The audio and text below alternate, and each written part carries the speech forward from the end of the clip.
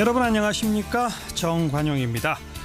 오는 2022년부터 고등학교에서도 대학처럼 원하는 과목을 골라서 수강하고 정해진 학점을 채우면 졸업하는 고교 학점제가 도입된다고 합니다. 큰 변화를 가져올 교육혁명인 셈인데 전교조, 교총, 교원단체들은 하나같이 우려의 목소리를 내고 있네요. 잠시 후에 한국교총 김재철 대변인의 이야기 들어보겠고요.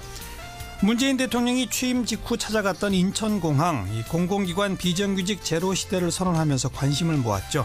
그런데 상황이 녹록지 않습니다. 이제 바로 오늘부터 정규직 전환을 위한 집중 논의가 시작된다는데요. 전국 공공운수노조 인천공항 지부의 신철 정책기획국장의 설명 들어보겠습니다. 7시 5분 시작되는 2부 이슈토크 준비했습니다. 오늘은 가장 큰 최근의 논란, 이른바 특수활동비 논란 토론해 보겠는데요. 원숙한 진보 최민희 전 의원, 또 젊은 보수 장혜찬 시사평론가와 함께하죠. 잠깐 광고 듣고 출발합니다. 고등학생들이 희망 진로에 따라서 스스로 과목을 선택하고 기준 학점을 취득하면 졸업을 인정해주는 고교 학점제. 교육부는 2022년 전면 도입을 목표로 내년부터 100개 학교에서 시범 운영에 들어갈 예정이다. 오늘 발표했습니다. 근데 교원단체들은 우려의 목소리를 내고 있어요. 한국교총의 김재철 대변인 연결합니다. 김 대변인 안녕하세요. 네, 안녕하십니까. 네, 일단 교육을 다양화하고 학생들의 선택권 확대하고 이런 건 좋은 거 아닙니까? 네, 그렇습니다. 먼저 기본적으로 이제 지금까지는 좀 과도한 수업 내지는 좀 대입에 좀 매몰된 그런 감이 있지 않습니까? 예. 예, 그래서 이제 앞으로 기본적으로는 그렇죠. 우리가 자기가 배운 과목을 그대로 이제 평가를 받고 또 그걸 가지고 대학교 내지는 또 여러 가지 진학으로 이어지는 게 제일 좋은 모습이기 때문에요. 예. 저희는 기본적으로 좀 찬성을 합니다. 기본 방향의 찬성이다. 네네네. 예. 근데 뭐가 문제라는 거죠? 근데 이제 아시겠지만 이게 고교 학점제라는 건 우리가 간단하게 기본적으로 좀 고민해 보면 대학교에 우리가 입학하면은 여러 가지 과목을 개설해 놓고 아이가 이제 자기가 원하는 과목을 신청을 해서 수업을 듣는 그런 식이지 않습니까? 그렇죠. 그러려면은 아무래도 반찬이 많아야 되겠죠. 쉽게 말하면. 네. 그래서 과목을 일단 기본적으로 지금보다 대폭적으로 많이 좀 개설을 하고 다양화할 필요가 반드시 있고요. 예. 또 한 가지는 뭐냐면 그 과목을 개설을 함에도 불구하고 그 과목을 가르칠 수 있는 선생님이 또 반드시 필요하겠죠. 당연하죠. 예, 과목을 개설했는데 선생님이 없으면 또 이것도 기본적으로 수업이 이제 안 이루어지기 때문에. 예. 또 한 가지는 또 뭐냐면 그렇게 자기가 과목을 개설한 과목을 배우고 또 수업을 했는데 예. 자기가 배운 과목이 제대로 평가를 또 봐야 될 거 아닙니까? 예. 평가를 또 봐야 되겠죠. 평가를. 그럼요. 예, 그런데 지금처럼 보면은 지금은 이제 아시겠지만 내신을 평가하는 방법이 상대평가입니다. 그러면 쉽게 말하면 내가 지금 수업한 과목이 한 명이다. 나 하나밖에 없다. 네. 그럼 이게 지금 상대평가 하에서는 등급이 안 나와요. 비율이 안 나오기 때문에. 불가능하죠. 예. 그렇죠. 그럼 이제 그와 같은 문제가 나오기 때문에 기본적으로 학점제를 도입하려면 상대평가로 바꾸는 작업이 반드시 필요하고요. 예. 또 한 가지는 뭐냐면 그와 같이 다양한 과목을 개설하고 자기가 수업을 했는데 예. 자기가 그에 따라서 평가를 또 받았단 말이에요. 예. 그러면 자기가 이제 기본적으로 평가를 받았단 말이에요. 예. 그러면 그 평가를 받은 성적이나 내신 방법을 가지고 대학교에 자기가 원하는 대학교에 입학할 수 있는 시스템이 돼야 되겠죠. 예를 들면 지금처럼 주요 과목 위주 내지는 좀 그리고 또 기본적으로 수능에 들어가는 과목. 알겠습니다. 예. 그런 쪽으로 돼버리면 이제 자기가 원하는 과목을 개설하기 힘들어지겠죠. 아무래도. 그러니까 이건 대입제도의 변화도 반드시 동반돼야 된다 이런 말씀이시잖아요. 그렇습니다. 예. 그러니까 지금 표현해 주신 과목을 다양하게 개설하고 교사들의 전문성을 제고하고 그 과목을 들은 평가를 절대평가제도로 하고 그걸 근거로 대학에 갈 수 있도록 하는 이런 준비가 필요하다 이 말씀이죠?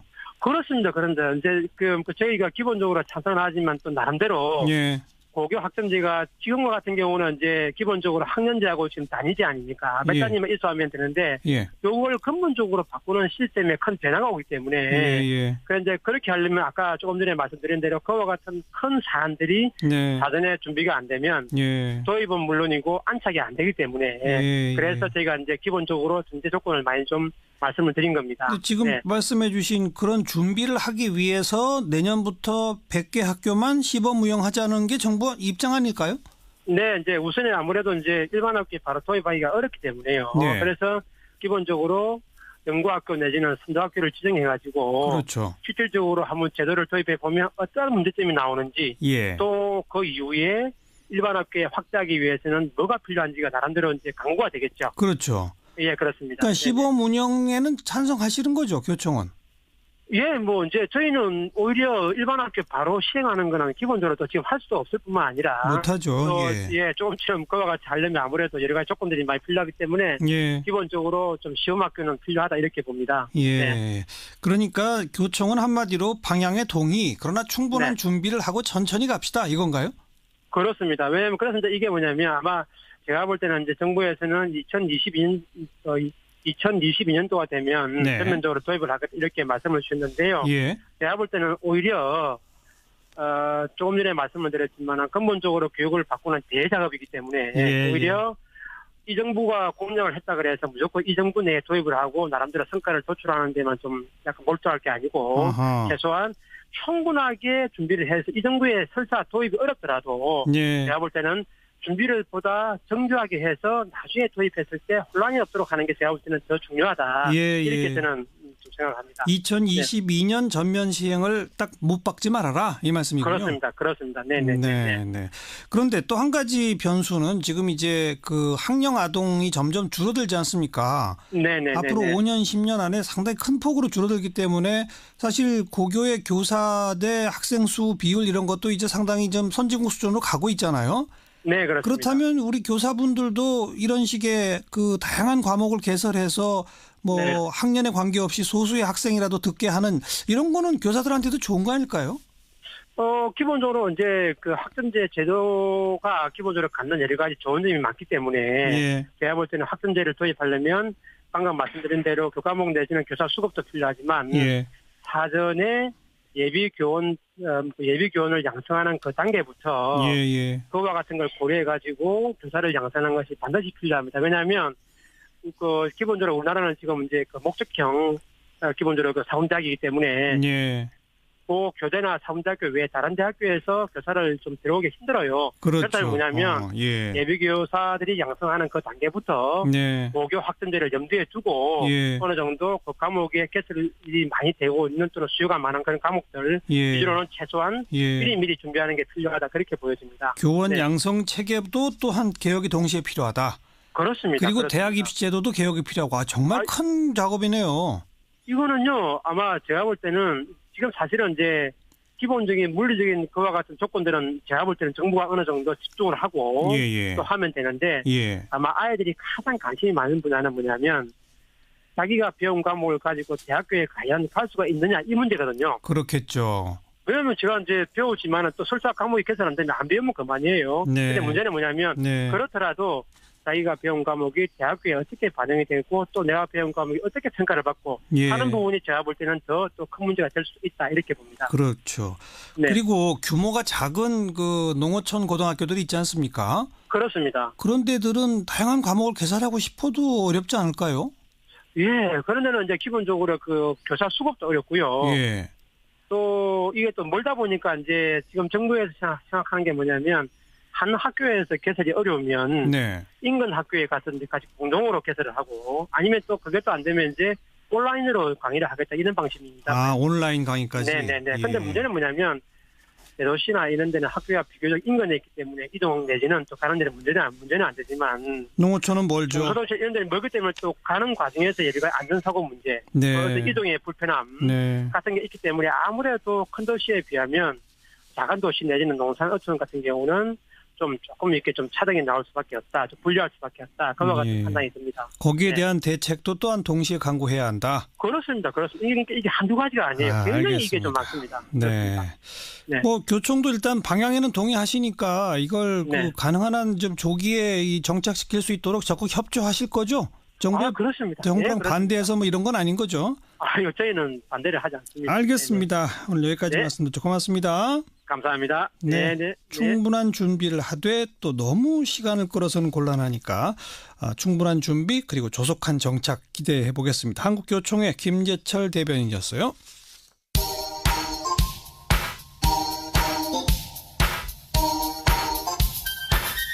시사자키 정관용입니다. 여러분은 지금 CBS 라디오와 함께하고 계십니다. 저는 출근길 김현정의 뉴스쇼 김현정입니다. 문재인 대통령이 지난 5월 취임한 후에 첫 외부 일정으로 인천공항을 찾아서 공공기관 비정규직 제로 시대를 선언했습니다. 그런데 지금 벌써 6개월이 흘렀는데 아직 하나도 진척되고 있지는 못해요. 게다가 갈등이 또 벌어진답니다. 최근 공청회에서 기존의 인천공항공사 정규직과 비정규직 간의 갈등이 고성과 막말로 터져나오기도 했다는데 이제부터 이번 주부터 좀 집중적인 논의가 시작된답니다. 이 비정규직 노조 쪽 입장을 들어보겠습니다. 전국공공운수노조 인천공항지부의 신철 정책기획국장입니다. 신 국장님 안녕하세요. 네, 안녕하세요. 6개월 지났는데 아직 하나도 안 된 거죠. 지금까지 이제 어떻게 할지 방향만 모색한 거죠. 논의가 많이 진행됐고요. 아, 그래요? 노사 간 쟁점을 확인했다 이렇게 저는 생각하고 예. 오늘도 지금 2시부터 진행된 회의가 지금도 하고 있습니다. 아, 그래요? 이번 주에는 예. 합의를 위해서 노력을 하고 있습니다. 예. 지금 인천공항에 전체 직원이 몇 명이고 그중에 정규직이 몇 명, 비정규직이 몇 명이에요? 네, 지금 이제 올해 연말까지 다 뽑힐 것까지 감안하면요. 네. 약 13,000명 정도 되는 거고요. 예. 그중에 이제 정규직은 기획 관리 사무직에 약 1,250명 정도가 일하고요. 비정규직은 연말까지 기준으로 하면 약 1만 명 정도가 인천공항의 각종 시설 운영, 그다음에 시설 유지 보수, 예. 소방, 검색, 경비 등 보안 분야, 예. 그다음에 환경미화 등에서 일하고 있습니다. 약 한 85%에서 87% 사이가 전체 노동자 중에 그 정도가 간접고용 비정규직으로 일하고 있습니다. 정규직은 그냥 기획 관리 그쪽만 있는 거군요. 예, 주로 그쪽에 있습니다. 그 정규직이 지금 노조가 있죠. 네, 있습니다. 그분들하고 지금 비정규직 분들하고 좀 갈등이 있다면서요? 최근에 공청회에서 고성도 오갔다면서요? 네, 입장 차이가 좀 있는 것도 문제인데, 그날 말씀하시기가 좀 안타까운 고성이 좀 오가기도 했는데요. 예. 연구자의 자질을 문제 삼는다거나, 그래서 좀 감정적으로 흐를 뻔했던 측면이 있고, 예. 정규직 노동자들이 이렇게 발언을 했는데, 우리 환경미화 노동자들이 눈물을 흘리기도 했고요. 예. 좀 그런 안타까운 점이 있었습니다. 그 공청회 관련 기사를 제가 쭉 좀 보니까 쟁점이 두 가지더라고요. 한 10,000명에 달하는 비정규직 중에 정규직화할 대상이 몇 명이냐. 그리고 그 정규직화 한다면 인천공항공사가 직접 고용하는 거냐, 자회사를 통해 고용하는 거냐. 이게 하나의 쟁점이고, 또 하나는 정규직으로 전환할 때 그냥 고용을 바로 승계하는 거냐, 아니면 다시 공개 채용 절차를 밟느냐. 이 두 가지던데 맞죠? 네, 맞습니다. 그럼 하나씩 좀 일단 비정규직의 입장을 말씀해 주세요. 정규직 전환 대상은 어느 정도가 맞다고 보십니까? 공청회에서는 이제 한국농률협회, 그다음에 한국노동사연구소 두 군데가 발표를 했고요. 이제 저희 생각에는 한국노동사연구소가 발표한 안이 더 적합하다고 생각하는데요. 네. 뭐냐면 그 생명 안전 분야를 직접 고용하라고 이제 정부 가이드라인에 나와 있는데 그건 생명 안전 분야만 직접 고용하라는 뜻이 아닙니다. 생명 안전 분야를 포함해서 직접 고용할 수 있는 건데 이제 공사 측을 이제 대표하는 이제 농림협회는 생명 안전 분야를 아주 협소하게 잡아놓고 그 한 850명 정도만 직접 고용이고 나머지는 다 자회사로 가야 된다라고 주장하고 계시는 건데, 이제 한노사연 측의 연구 결과를 보면 인천공항공사 법에 보면요, 인천공항 사업 목적과 사업 목표 등에 관리, 운영, 유지 보수가 명시돼 있어요. 그런 거 봤을 때 직접 고용은 지금보다는 더 늘어나야 된다라는 게 저희 주장이고, 또 하나는 인천공항 전체가 국가 주요 보안시설로 지정돼 있는 곳이거든요. 그래서 그런 분야이니까 이 분야를 아주 좁게 해석해서 직접 고용을 줄이려고 하는 것은 맞지 않다. 모든 업무가 연결돼 있기도 하고요. 그렇게 주장하고 있습니다. 그런데 또 전원을 다 본사 직접 고용을 요구하시는 건 아니죠? 자회사 고용도 어느 정도는 받아들일 수 있는 거죠? 저희가 자회사라고 말을 하지 않고 별도 회사라고 말씀드리고 있는데요. 별도 회사에 갈 노동자들도 이제 불안해하면 안 되잖아요. 고용이라든지 이런 것들이 불안해하면 안 되고, 운영상의 불안한 점이 있으면 안 되고, 그 다음에 현재까지 우리가 이제 폐해라고 하는 간접 고용의 문제를 해소하기 위해서 모회사 인천공항공사와 교섭 이런 게 가능해야 된다. 그런 조건을 수용한다면 우리 별도 회사에 대한 것도 열어놓고 논의할 수 있다. 이렇게 생각하고 있습니다. 그리고 이제 공개 채용 방식을 하자는 것이 정규직 노조 쪽의 입장인데 거기에 대해서 어떻게 보세요? 저희가 그동안 수차례 말씀드렸는데요. 다시 한번 명확하게 말씀드리고 싶은 게 우선 있는데, 지금 인천공항 비정규 노동자들이 정규 전환하는 그 업무가 지금 현재 정규직 노동자들이 일하는 기획 사무관리 업무가 아니에요. 전혀 다르죠. 예, 전혀 다른 거고 정규직 노동자 평균 연봉이 한 8천만 원 되는데요. 예. 그 연봉을 받겠다는 것도 전혀 아닙니다. 예. 현재 하는 일, 시설 유지, 운영, 그다음에 유지 보수, 보안 경비, 환경미화 업무 지금 하는 일을 네. 지금과 똑같이 하되 고용이 안정되길 원하고 예. 하청업체가 아무것도 안 하면서 그동안 가져가던 이윤 관리비 비용 등을 네. 노동자에게 달라는 거 돌려달라는 거거든요. 예. 그래서 그런 면에서 기회 평등 얘기가 나오거나 경쟁 채용이 돼야 된다라는 것은 예.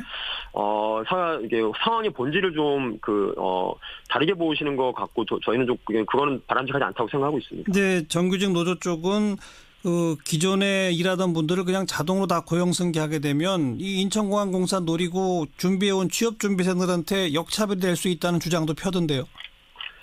네, 그 역차별을 이제 말씀하시는 게 저희가 이제 그것도 좀 반대하는 입장인데. 네.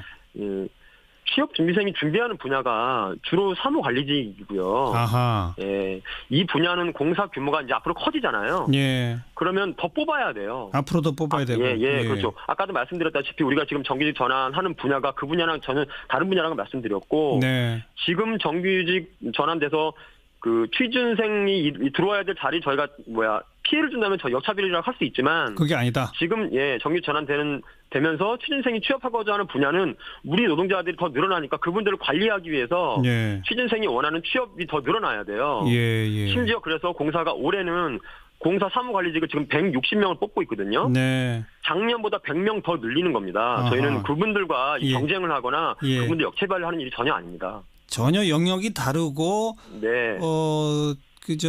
예를 들어 전문성도 다른 분야이기 때문에 네, 그렇습니다. 공개 채용할 이유가 없다 이 말씀이군요. 네. 그렇지만 정규직하고 비정규직 지금 이제는 그 구분이 사라지고 어쨌든 전부 다 함께 한 직장에서 일하게 되면 지금 두 노조가 이렇게 서로 다투고 갈등 보이는 건 좀 안 좋은 거 아닐까요? 그래서 그 부분에 대해서도요. 저희가 노조법상 그 사측 그러니까 공항공사죠. 공항공사와 이제 3자가 합의를 하면 현재 각자의 단협이라든 이런 것들 다 보존하고 각각 따로 공항공사와 교섭할 수 있게끔 저희는 다 그렇게 하겠다. 그래서 정규직 노조의 권리를 침해하거나 이렇게 안 하겠다라는 거 이미 말씀드리고 있는 상황입니다. 알겠습니다. 그 부분에서는 전혀 걱정 안 하셔도 될 거라고 생각합니다. 이번 주부터 집중 논의가 된다니까 좋은 결과를 좀 내주셔야 다른 공공기관에도 좀 모범이 될 것 같아서요. 좀 기대하면서 지켜볼게요. 맞습니다. 고맙습니다. 네, 고맙습니다. 전국 공공운수노조 인천공항 지부의 신철 정책기획국장이었습니다. 윤태곤의 뉴스 사이다. 윤태곤 실장 어서 오십시오. 네, 안녕하세요. 내년도 예산안 처리 법정 시한 이제 얼마 안 남았어요. 네, 12월 2일까지 돼야 되거든요. 그러니까요. 이거 역산해 보면은 30일에는 예결위 전체 회의에서 예산안 처리가 돼야 돼요. 30일이면 사흘 뒤잖아요. 그렇죠. 그 본회의는 거기서 토론을 하는 게 아니라 그냥 표결만 하는 거지 않습니까? 30일까지 돼야 되는데 지금 일정을 짚어보면은 예결특위는 돌아가고 있어요. 지금 이 시간도 마찬가지인데 14일부터 해가지고 24일까지 감액 심사를 마쳤는데 감액 심사 다 끝난 게 아니라 보류 사업이 있습니다. 뒤에 말씀드릴 텐데 보류 사업이 되게 많아요. 지금 여야 3당 예결위 간사가 보류됐던 사업하고 증액 사업, 지금 이른바 이국종법 이런 이야기 나오고 있지 않습니까? 그런 건 이제 증액 사업에 속하겠죠. 그걸 논의 중입니다. 30일까지 예산안을 합의하지 못할 경우에 다음 달 2일 열리는 국회 본회의에는 정부 원안이 자동 부의가 돼요. 자동 부의되죠.